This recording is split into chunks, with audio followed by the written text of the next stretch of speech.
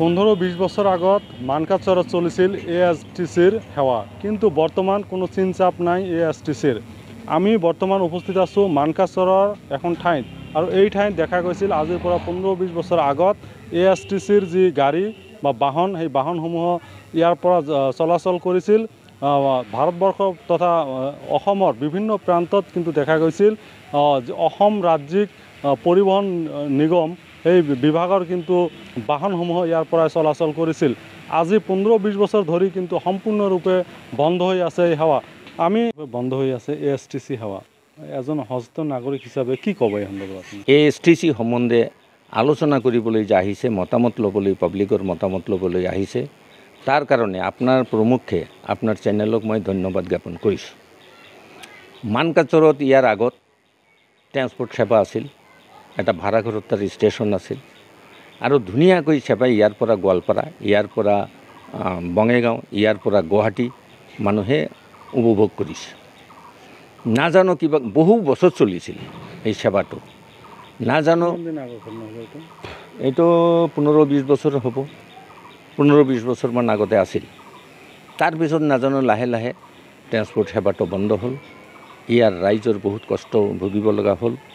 আজি প্ৰাইভেট বাছত গ'লে ভাড়া বেছি লয়, আৰু ট্ৰেন্সপৰ্টত যিমান সুবিধা, গাড়ীবিলাক ডাঙৰ, পাব্লিকবিলাক ধুনীয়াকৈ যাব পাৰে, জনসাধাৰণৰ সুবিধা হৈছিল।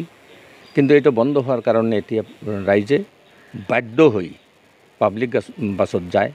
পাব্লিক বাছবিলাকত আণ্ডাৰ এএছটিচি লিখা আছে, তেওঁলোকে ষ্টেচন ইউজ কৰে, আৰু গভৰ্ণমেণ্ট এটা ৰেভিনিউ পাই আছে।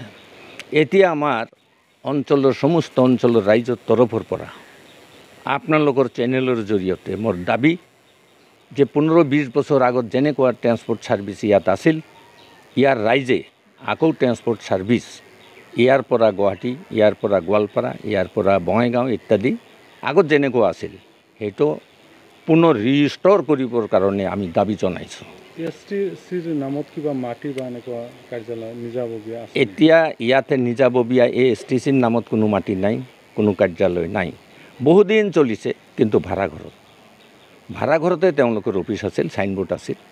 কিন্তু ৰাজ্যৰ একেবাৰে সীমামূৰীয়া, একদম সীমামূৰীয়া অঞ্চল। আমাৰ ইয়াত ট্ৰেন্সপৰ্ট ষ্টেচন হ'ব লাগিছিলে, নাজানো কিবা কাৰণতে হয়তো চৰকাৰে দিয়া নাই।